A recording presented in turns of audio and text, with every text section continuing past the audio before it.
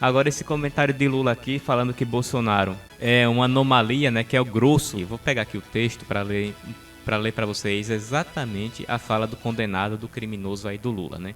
Bolsonaro é uma anomalia política no Brasil. Sabe por que ele é uma anomalia?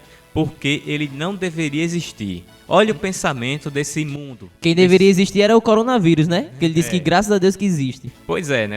Esse é o imundo do Lula, o psicopata, né? Olha, vê o que ele diz aqui, que Bolsonaro não deveria existir. E aí completou aqui, o povo brasileiro, pela luta que teve, não era para ter uma figura tão grotesca, né? Ele é grosso, disse Lula. Vamos ver aqui como Lula se comporta. Como ele é manso, né? Vamos ver como ele é manso. Ô Wagner, eu queria que você visse agora, falar com ela, já que ela tá aí, falar o negócio da Rosa Weber. Tá bom. Que tá na mão dela Falou, pra então. decidir. Falou. Se homem não tem saco, quem sabe uma mulher corajosa possa fazer Tá o que bom. os homens não fizeram. Nós temos uma Suprema Corte totalmente acovardada. Nós temos o Superior Tribunal de Justiça totalmente acovardado. Nós temos um presidente da Câmara fudido, um presidente do Senado fudido. É isso. Cadê as mulheres de grelo duro lá do nosso partido, porra? Eu não gosto de ler, eu tenho preguiça de ler. Pelo ato, isso é questão de hábito. Não dão destaque ao apartamento do Gedel como deram no meu triplex. Eu cansei de viajar ao mundo falando mal do Brasil, gente. Era bonito a gente viajar ao mundo e falar, no Brasil tem 30 milhões de crianças de rua, no Brasil tem 30 milhões...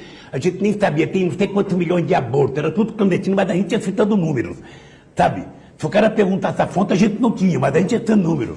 Eu não esqueço nunca, eu estava debatendo, o Roberto Marinho e o Jaime Lerner em Paris. Mas eu estava dizendo, porque no Brasil tem 25 milhões de crianças de rua. Eu era aplaudido calorosamente pelos franceses. Quando eu terminei de falar, o Jaime Lerner falou assim para mim, ô Lula, não pode ter 25 milhões de crianças de rua, Lula. Porque senão a gente não conseguiria andar nas ruas, Lula. Mas a profissão mais honesta é a do político. Sabe por quê? Porque todo ano, por mais ladrão que ele seja, ele tem que ir pra rua, encarar o povo e pedir voto. O concursado não. Se forma na universidade, faz um concurso e tá com o emprego garantido pro resto da vida. O político não. Ele é chamado de ladrão, é chamado de filho da mãe, é chamado de filho do pai, é chamado de tudo, mas ele tá lá, encarando, pedindo outra vez o seu emprego. E muitas vezes consegue, outra vez não consegue. Nós vamos regulamentar os meios de comunicação desse país. Eu não fiquei mais radical, apenas fiquei mais maduro. Mais maduro. Esse é o Lula real.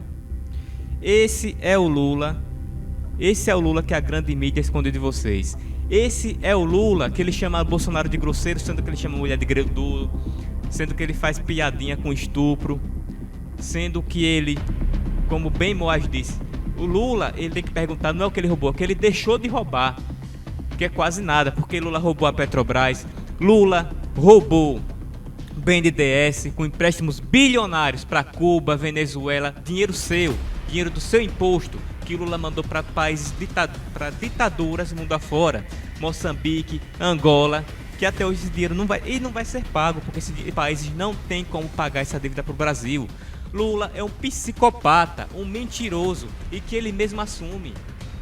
E ele disse, disse que o triplex é dele. Ele mesmo disse que mentia sobre o Brasil fora do país e continua mentindo agora quando ele vai para a Europa. Esse é o psicopata que a grande mídia quer colocar para vocês elegerem novamente.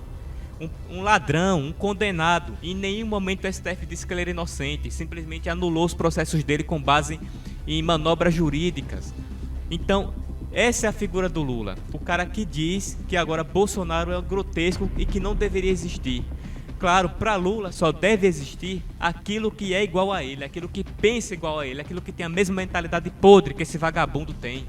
Então, Lula é a pior escória que existe na política brasileira e que representa essa esquerda nojenta e essa grande mídia, todo esse setor, todo esse sistema que quer voltar ao poder em nosso país para poder roubar o dinheiro do povo brasileiro. E nós vamos lutar contra isso, nós vamos denunciar Lula, nós vamos mostrar aquilo que Lula real é. Esse é o Lula real. Esse é o Lula real. Então, aquilo que a grande mídia tenta esconder, nós aqui vamos mostrar quem é o Lula verdadeiro para a população, para todos. que não querem de volta o país na mão de um bando de corruptos safados, de um psicopata como esse. Flávio, você não precisa nem ir muito para trás para falar mal do ex-presidiário Lula, né? Porque ele mesmo já fala que não será um conciliador como foi em 2005, né?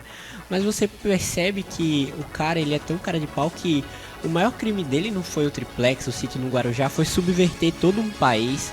Aquele esquema do mensalão, por exemplo, ele comprava os deputados para votarem de acordo com as pautas dele através do dinheiro do pagador de impostos. Se não é contribuinte, você é um pagador de impostos, porque você não tem a decisão de querer pagar ou não. Então você está financiando essa gangue sem ter a opção de sair disso ou não. Então eu peço encarecidamente que todas as pessoas prestem atenção no que está acontecendo agora, nas falas do Lula, onde só nesse ano ele já defendeu o ditador da Nicarágua, onde ele já falou em regulamentação da mídia, das redes sociais, que ocorrem aonde? Em países como Venezuela, Coreia do Norte, China principalmente, né, que o Lula deve ter feito uma escola lá na China. Então, peço encarecidamente que pensem muito bem em quem vocês vão votar, porque um cara desse para destruir o Brasil é em um ano ou menos. Lembram que Lula falou de Rosa Weber no áudio? Lembra que Lula atacou o STF? Em nenhum momento o STF chegou lá para dizer que Lula cometeu ato antidemocrático. Nenhum momento. O STF sempre baixou as calças para Lula, sempre baixou a bola para Lula. O STF nunca partiu para cima para dizer que Lula atacou aquela instituição. E agora, quando são os conservadores que simplesmente criticam a corte, vai ter prisão, tem perseguição, tem censura, tem desmonetização, ou seja, tira o dinheiro a renda das pessoas que são influenciadoras, que fazem vídeos para o YouTube. Um completo absurdo o que a gente vê esse psicopata fazendo. Imagine, se ele tem tanto poder fora da presidência da República, imagine ele com poder, imagine ele na presidência de volta, o que é que ele não vai fazer, o quanto ele não vai perseguir quem é oposição, quem pensa diferente, quem não concorda com essa aberração, com essas aberrações que ele pratica e que ele praticou quando foi presidente do Brasil, né? E aí veio o Temer também dizer aqui que os empresários brasileiros, eles nunca reclamaram quando Lula era presidente. Claro que os empresários brasileiros não reclamaram de Lula. Lula foi o cara que comprou praticamente os empresários do Brasil todo.